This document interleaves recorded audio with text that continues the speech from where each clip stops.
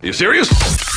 Hello, this is How to Kill an Hour. My name is Marcus Bronzy. What's going on? I'm Nick Bright. Yeah, and I think in today's episode of How to Kill an Hour, Nick and I have been plagued by random slow internet.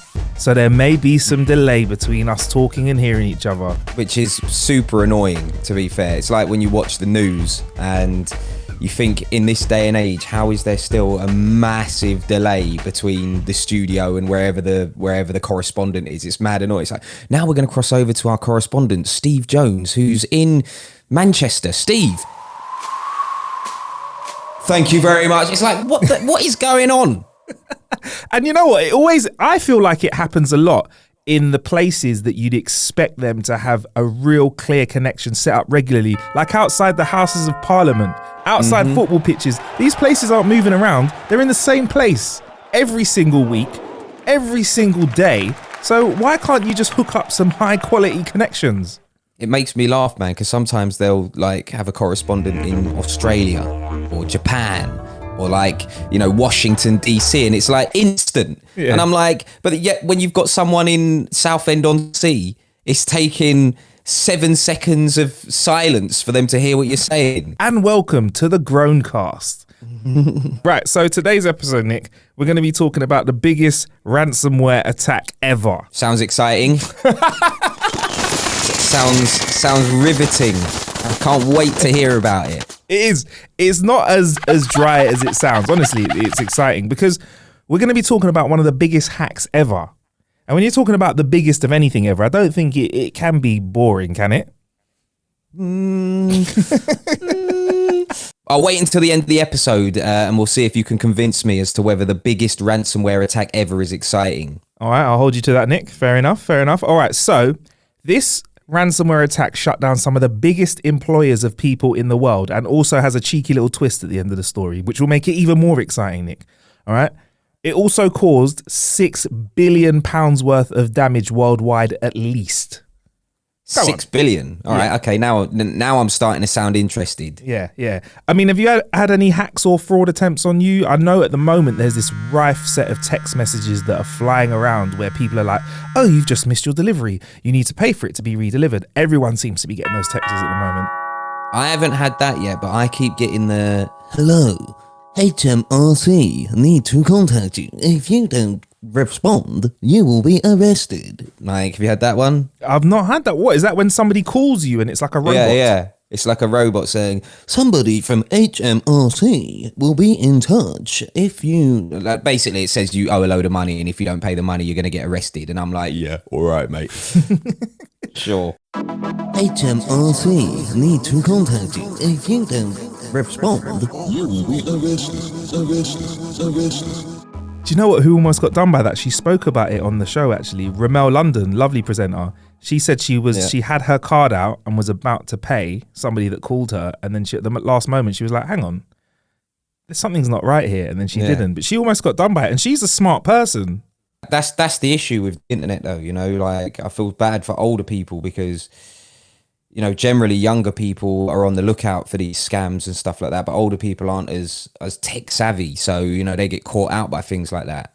100%. And this is one of those ones, once we get into it, it is something that probably I'd say would be harder for you to handle if you weren't as savvy with the internet. But even if you were savvy with computers, this was quite a serious one.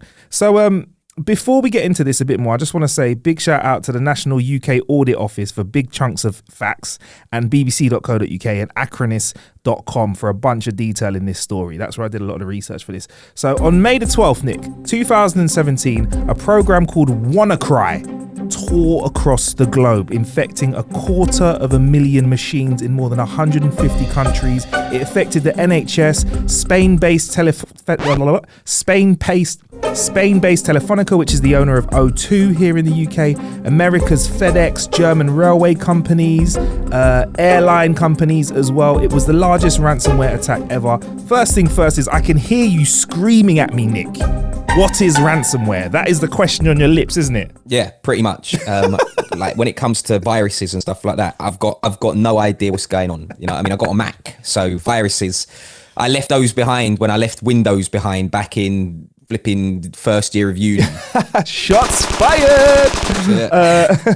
So ransomware is a type of malicious software that infects computer servers, desktops, laptops, tablets, and smartphones, right? And it spreads across networks to other devices. Once it compromises a system, what it does in the background is it quietly encrypts every data file it finds. Then it displays a ransom note to the user's computer asking for an online payment of hundreds or thousands of pounds. Usually they want it paid in Bitcoin because that's harder to track, in return for the decryption keys needed to give you your files back.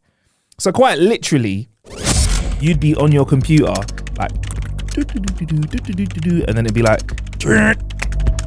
mate, I've got your files. If you want them back, you gotta pay. and that's it. And if you don't pay, they sometimes say that these are set up to delete all of your files, or the ransom payment goes up, kind of like a parking ticket. But instead of you having to pay more, they just come and steal your car. I don't want to get into it, but I got 3 Box Junction tickets in the same day the other day. Not even a joke. Not even a joke. Do you know how Real Box story. Junction works, Nick? Do you know how they work, or are you struggling with that concept? I do know how they work, right? But I just didn't realise that nowadays they've got fucking cameras everywhere. Like, when I went on the website to check it all out, this bare video evidence zooming in hard on my car, I was like, you fucking bastards. You know what I mean? So, 3 in a day. 3 in a day, bruv. £65 each. So yeah, now I'm driving around like some old lady, like making sure that I'm not going in any box junctions or anything. So yeah, big up Waltham Forest Council. I hate you lot. They're drinking champagne at the end of the month if there's loads of people like you in that area, mate. All because of me, you know what I'm saying? Right. Joking. So what makes WannaCry so dangerous then, Nick, right? So when it attacked the NHS, it's a big deal, isn't it? Like the Can you explain actually for our non-UK listeners what the NHS is? Like how it works when you hurt yourself?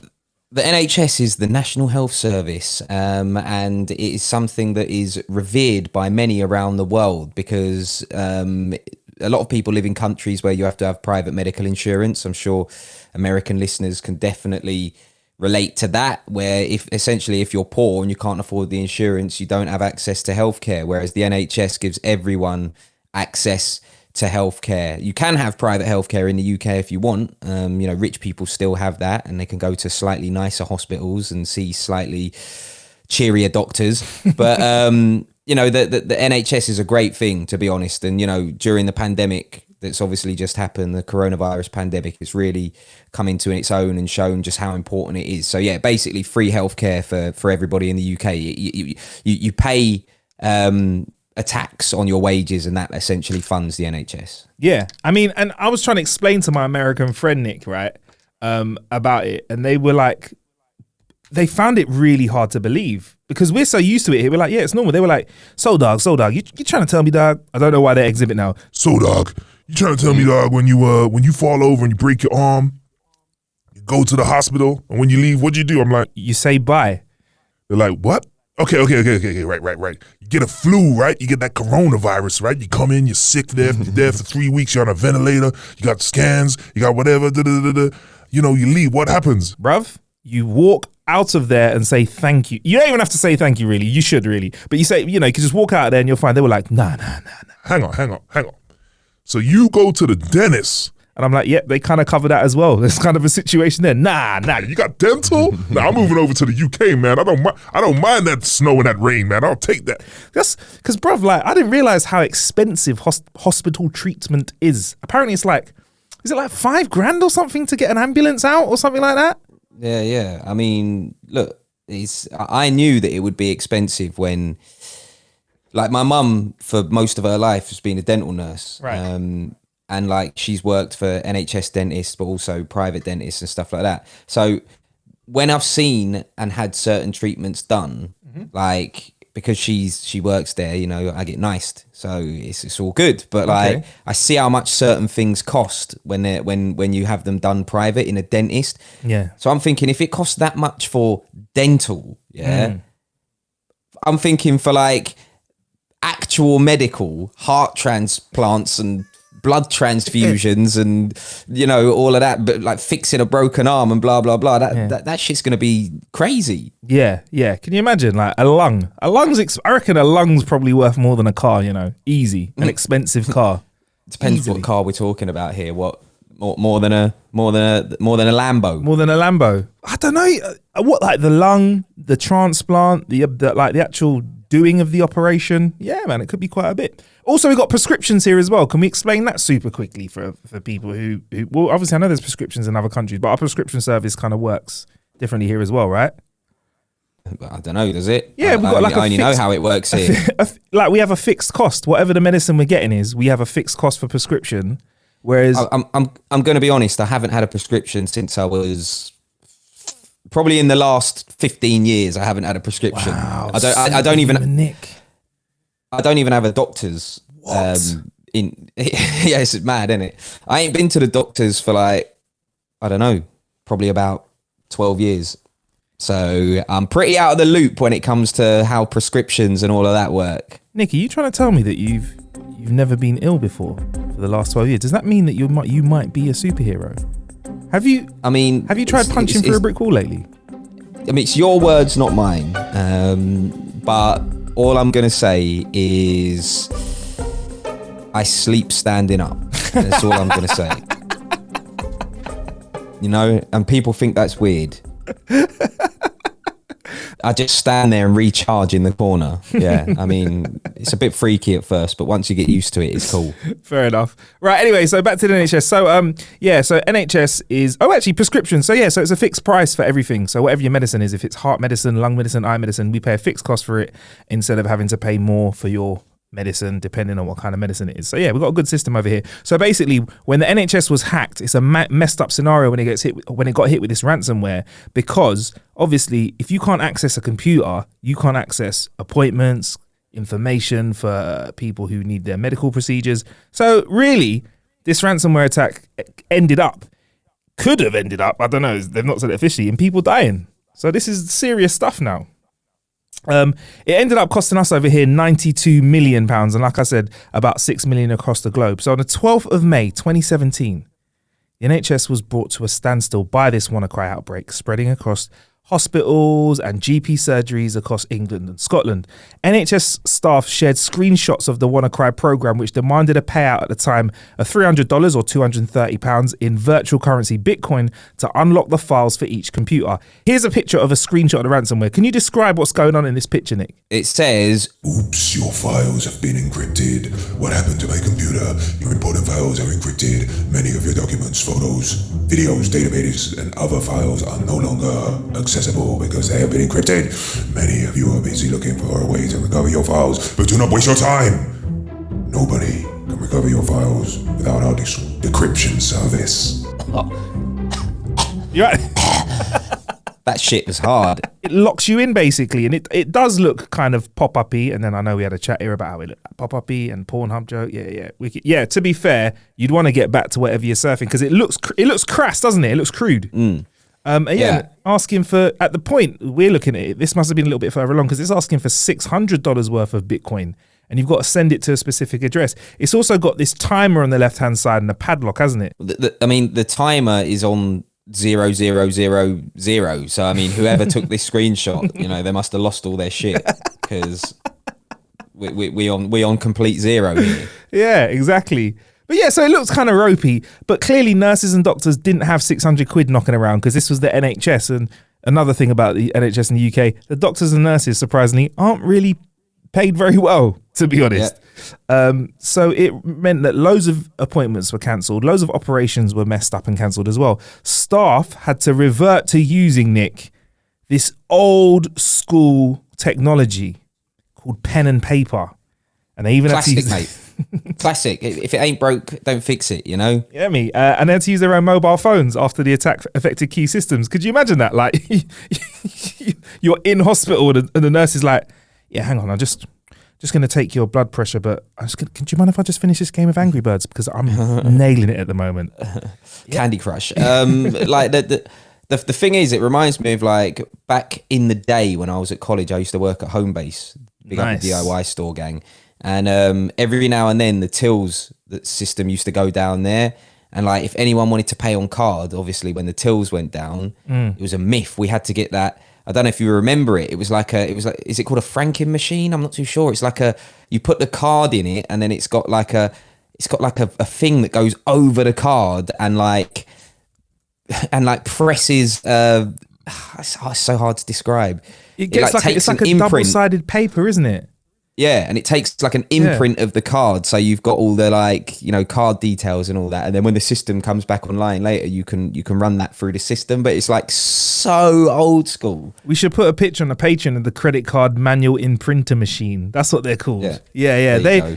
So what did you? And you had to like rub the thing over it a few times and then store the card details. Had like, what's that paper called? Is it called carbon paper? Like that's basically, it, and it like you put that on the bottom of the machine. No, you put the card in, then you put the paper over the top, and then you run the little like arm over the top of it, and it kind of imprints the card onto the carbon paper, and then you've got a copy of the card. Man, it was so long to buy something then. I think I could be halfway through buying something I don't really need, and then by the time they got the machine out and I'm looking at the paper, I'm like, do you know what, mate? I'm all right. I don't want it anymore. Thanks. Cheers. Bro, when I used to work in home base, we used to still take checks. So like, you know, it was peak, you know. I mean, so certain old boys used to rock up with their checkbook and start like writing it all out and that. And, like, yeah, it was mad. It was a different time. Now it's all chip and pin contactless. In fact, contactless didn't exist back then. Like when I worked there, chip and pin had just came out, and bare people were like shook about chip and pin. Yeah, it was like back in the day, and in the States, I think it's still a little bit like this with your credit card. Like you just swipe it and then sign, don't you? Like in a lot of places, yeah, it's still swipe and sign. And that's what it was like here. And then everybody was like, yeah, this ain't safe because people are just swiping and like scribbling anything. You know what I mean? Like we need a better system. So chip and pin came out, and bare people were like, I've forgotten my pin. Yeah. Or they had it like written down in the same wallet as the card. And I'm like, that you do realize that defeats the whole object of what we're trying to do here. But yeah, whatever. Now they thought, right, it's too hard now because people have to remember a pin. So let's just make it so they rub their card against our little sensor and take a bit of dough. And like, people are doing like mad stuff, like I don't know, following people around in the streets. Like, yeah, you can get like a thing that steals all the card information, can't you? Like, so there's certain wallets out there that are like foil lined wallets or stuff like that to stop your card details from getting nicked by these people that have got these scanners. Yeah. The world is mental, honestly. It's mad. I swear. Yeah. Do you know anyway, what? We'll get back to the NHS thing, but big shout out to my buskers out there that have the thing that says if you tap it takes £1. Like, don't get me wrong, I respect that you're moving with the times, but how do I know you've not accidentally set that machine to £30? Exactly. Oh yeah, tapping it's £1. 50 quid later, you're like, hang on. You know what I mean? Exactly. It weren't that good. The music was cool, you know what I mean? But it weren't 50 quid's worth. Bit out, yeah. 100%. Anyway, yeah, right. So back to it. So I can hit another question I can hear you asking me, Nick. You're definitely not reading this off the script because it's just been highlighted. Why did it hit the NHS so hard though, Marcus? Tell me. Well, on Tuesday, the 14th, March 2017, a couple of months before the attack, Microsoft issued a security bulletin which detailed in their systems that there was a flaw and announced updates had been released for all the Windows versions that were currently supported at the time, right? So the Department of Health here in the UK was also warned about the risks of cyber attacks on the NHS a year before WannaCry, and although it had work underway, it did not formally respond with a written report to the warnings that they had until 2 months after these attacks happened. So basically 2 years beforehand, they were told that they needed to sort their systems out, and we'll get into how in just a bit. So most of the NHS devices that were infected with the ransomware, they were found to have been running a version of Microsoft Windows 7 operating system that was not up to date, hence the extremities of the attack, right? So basically, Nick, to boil it down, they didn't update their computers, bruv. They didn't press update. You know when you see update at the bottom, you know when it says update and shut down? They were just pressing shut down every day. They weren't updating, bro. Well, to be honest with you, like I can totally empathize with them on that, because as I'm looking at my MacBook right now, I've got Chrome open. The update button on Chrome is currently red. So in other words, like, fucking update your shit now, and it's been red for ages. I've got so many tabs open. It's like I don't want to update this shit. You know what I mean? And then every day comes up saying, the Mac, it comes up saying updates are ready. Yeah, remind me tomorrow. Yeah, Really? You missed to remind me tomorrow? I'm Mr. When can I do it? I want to do it now. Man. Like, because the problem is when I open my laptop, it's like I want to use it now. I don't want to use it in 10 minutes after the updates are done. You know what I mean? I want it now. So, yeah, remind me tomorrow, mate. So that's the kind of opinion that the NHS had, but it gets worse than that, bruv. Because at the time of the attack, some of the computers were running 17-year-old operating system, Windows XP. Can you imagine how... What was that? It's a classic, mate, Windows XP. I don't want to hear no slander. What does the XP stand for? I never knew. Extreme program. I don't know. Extra... Professional. Power. Extra power. Windows extra power.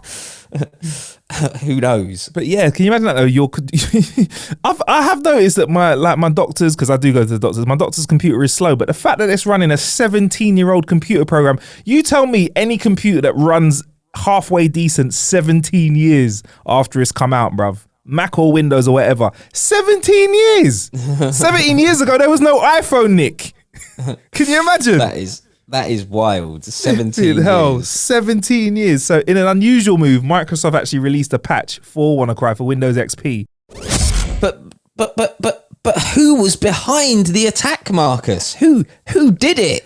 It's not clear, but there are some theories, right? The attack used a software vulnerability in Microsoft's system called Eternal Blue. And ironically, it was allegedly developed as a cyber attack exploit by the US National Security Agency. Although they were reported to have known of the tool's vulnerabilities, the NSA didn't bring it to Microsoft's attention until after the hacker group called Shadow Brokers leaked Eternal Blue to an obscure website. I realize I may have sounded a little bit off key there. Does that make sense, Nick, or do I need to break that down?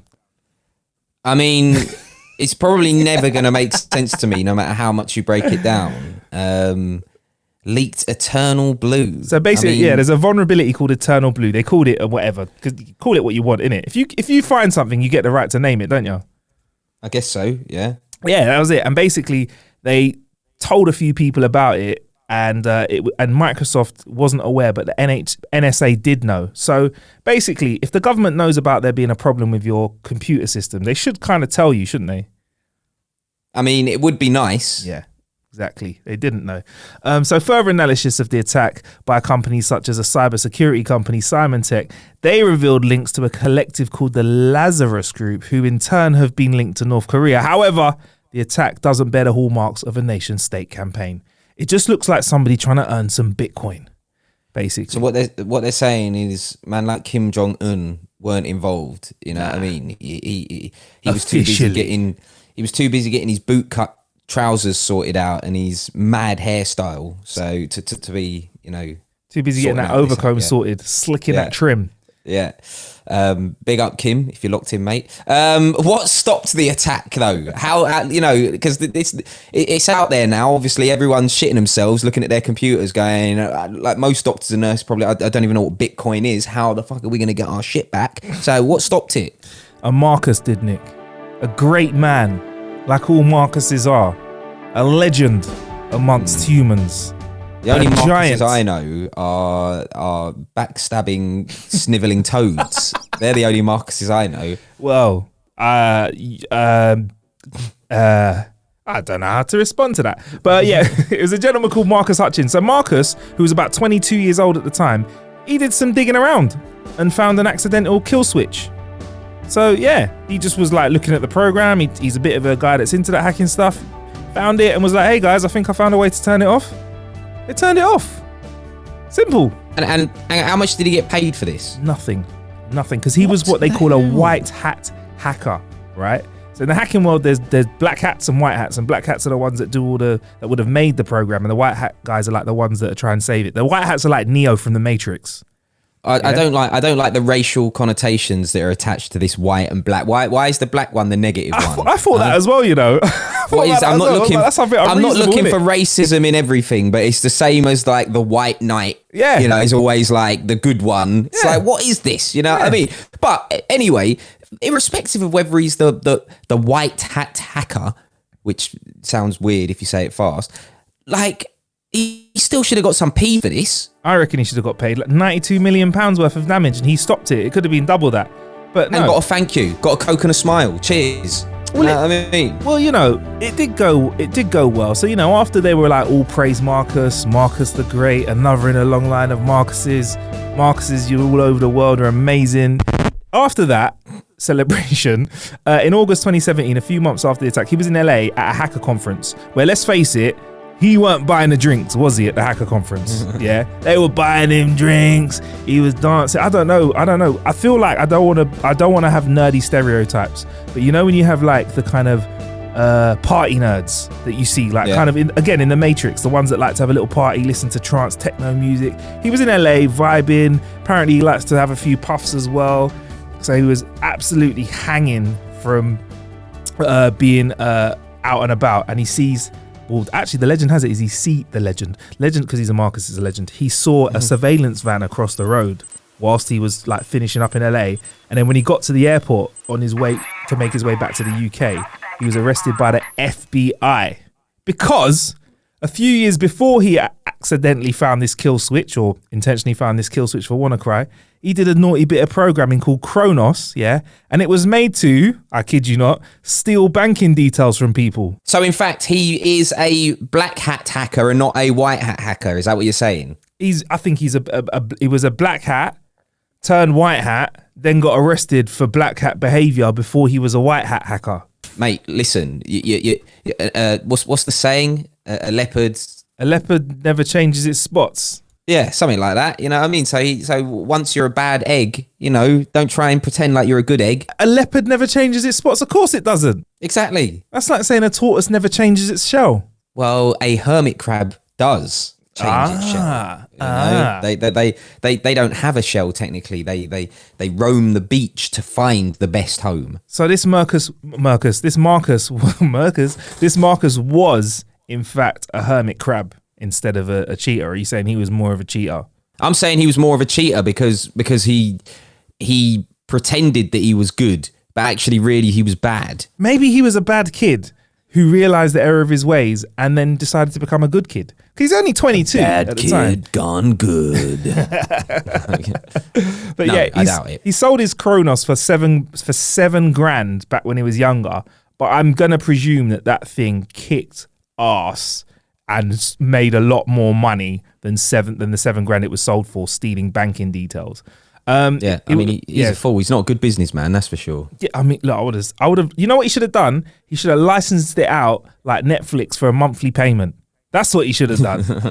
Yeah, subscription. Come on, Marcus Hutchinson, you should have been on the ball there, mate. You get me? Anyway, yeah. So he was also accused of being involved in making other similar programs as well. So they caught him. So the guy that saved the NHS could be responsible if you have ever had your bank details stolen. He could have made the program to have your bank details stolen if you're listening right now.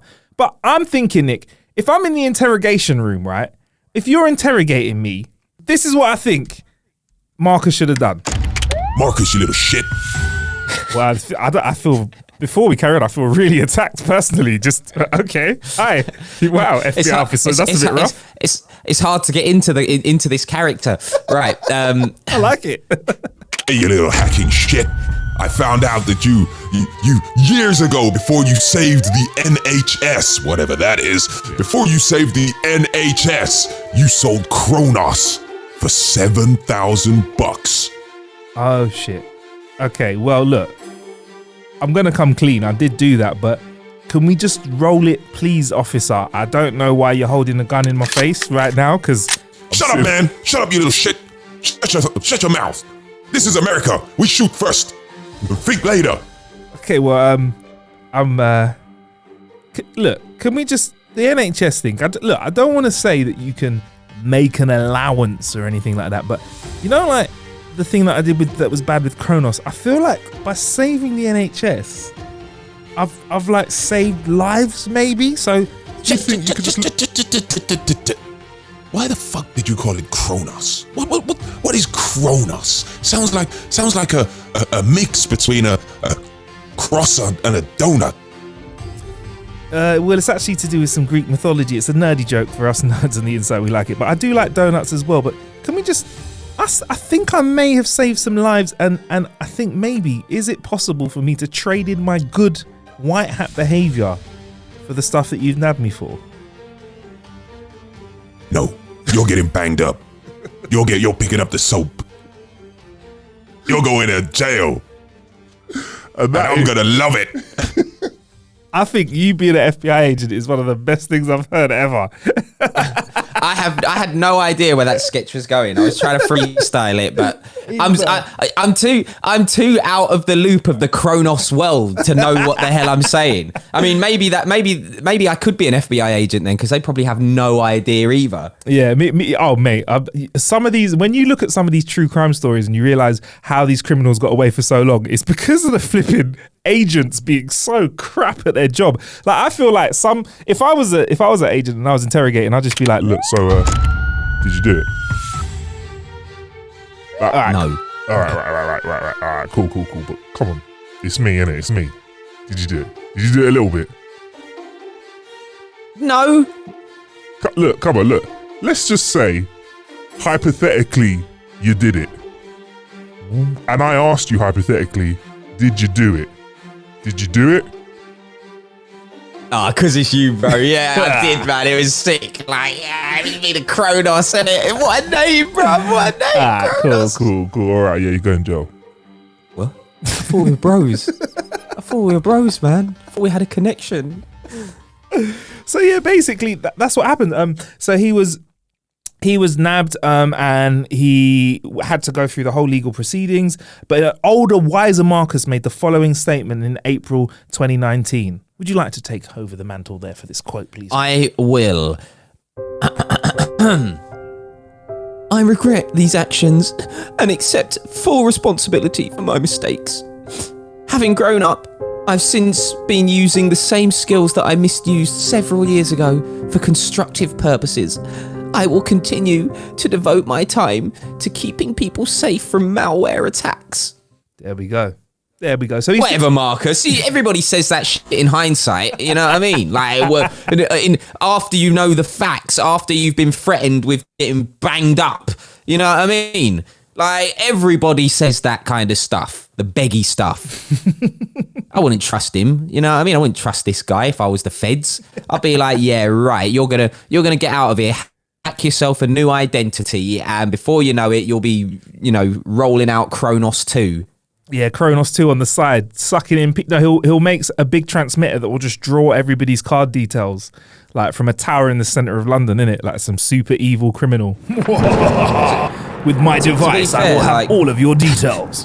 Cyber crime, right? And I say this as somebody who, I've had like cybercrime, not in a bad way. I've had like attempts happen to me, and then like my card company rings me up and they're like, was this you? And I'm like, no. And they're like, shut the card down. So I've been quite lucky that I've not been a massive victim of it. But like, if you're the person clever enough to do it, like that is a mad skill to have, like mad power and mad skill to have. So you can understand why, like, cybercrime is so like rapidly growing, because essentially it's so hard to track the people down, because these people are so smart. They're normally smarter than the FBI and all the people that are trying to find them. And it's faceless in that you don't know who you're dealing with. Like how back in the day it was like you would go into a bank, so put your hands in the air, give me the money, yeah, man, they did obviously it that's back all then. Yeah. Well, that's all gone now. Now it's literally, like I say, faceless, all kind of noughts and ones, Bitcoin and blah blah blah, and people are stealing hundreds of millions. Even though you're taking more money, it's just not cool anymore, innit? Pressing return on the keyboard and £1 million going into your bank account, it ain't got the same thrill as running into somewhere, waving a gun around. Everybody. You got to find a cool way of saying to get on the floor. My favourite is from Beverly Hills Cop 2. Eat the floor. Eat the floor. Put it this way, right? It wouldn't make a great movie like Pulp Fiction. Just some guy who's there like, made myself 7 million, lovely. Like, you know what I mean? That doesn't quite have the same, allure to it. Yeah, as somebody being like, Let's get paid today, bros. You get me? Yeah. It's so true. But I think now he's working in cybersecurity, so he's helping to keep people safe because he's a white hat now. He's a grey hat, isn't he, really? At night, I reckon when he goes home, he opens up his computer and he just hacks away, scratching that itch, and then comes into work during the day and like fixes all the same hacks that he's put out there. But anyway, Nick, the final question, I can almost hear it popping off your lips, not off the script at all whatsoever. No, there's no script. You keep mentioning this script, mate. There is no. This whole podcast is just totally blagged. So, what happened afterwards? Well, wanna cry? Its attack triggered a boost in the investment from the government for cybersecurity in the NHS. So no surprise there, really. They started spending money. And look, you know what? Why didn't they just give us the money, Nick? Because you know what we'd do, right? We'd employ one guy to go around to all the computers in the UK, go to the menu where it says update and just press update for everyone. Simple. Done. Job done. Give us the money. We can do that for you. I don't know why they had to invest more money in pressing update. I don't get it. Because, bro, governments just throw money at anything. You should know this from this pandemic. Real talk. Yeah, real talk. If you get a government contract, if you're a private company and you get a government contract, that contract is worth peas because they haven't got a clue. They don't know the real value of things. So it's like they just chuck bare money in it. Like over how much did, I don't want to turn this into a political podcast by all means, but how much did they spend on NHS track and trace, whatever it was called? They literally spent, Was it like 40 was it million? billion? Was it in the 37 billions? million or something? Like 40 million or something? Was it billions? It was massive money. It was, I can't remember off the top of my head, but they spent millions on the track and trace, and it was a flop. It didn't even work properly. So yeah, listen, if you need someone to go around updating Windows NT and Windows XP and all of them ones there, Windows 98. Was there one called Windows Me as well? ME, that was it. Windows ME. I used to call it ME. Were we meant to say me? Well, no, it's probably ME, but but either way, if you need someone to go around, just hit the update button on that. I'll do it for £1 million, guys. You know what I mean? 100%. Don't worry about your 70 millions and blah, blah. I'll do it for £1 million. You know, 100%. It'd be a laugh into the bank. It'd be great. But yeah, so that's what happened. You know what? I will put this out there. I'd like to maybe talk to Marcus Hutchins. Do you reckon it's worth having a chat with him? Is he in jail? No, he's out and about. He's out. He's back in the UK, I believe, and he's working for a cybersecurity company. It would be good to talk to him, you know, because you know what? It's always good to have someone like that around, you know? In this day and age, you never know. What colour hat he's wearing now as well, you know, whether he's got a pink one on, an orange one on, you know, he might have a green one. And Nick's just out here cracking jokes about this guy, you know. Mind he doesn't hack all of us, bro. Yeah, my name's Rick Sight. Yeah, if you need to find me, mate. I've been Brockus Ronzi. And this has been what's another tech podcast we can call it? This has been Tech at the Times, the Metro Tech podcast. If you do want to support the Metro Tech podcast, every time we put one out, we also put out a bonus podcast on another channel at patreon.com/How to Kill an Hour. So if you want to support us there, you can support us via another podcast that has nothing to do with us whatsoever. Excellent, over on Patreon. That's it. Is that right, Nick? Perfect, yeah. That right there. So I told you my name's Rick as well. Oh, sorry, Rick. Yeah. So yeah, on Twitter you are Rick Wright. Yeah, On that's Twitter, me. I'm Rick Wright. I'm Barkus Ronzi, and Metro Tech is what you want to do when you go on the internet. And I just want to say all Marcuses, especially ones with Hutchins as a surname, lovely guys. That's been How to Kill an Hour. Thank you for joining us. Bye. Nice one.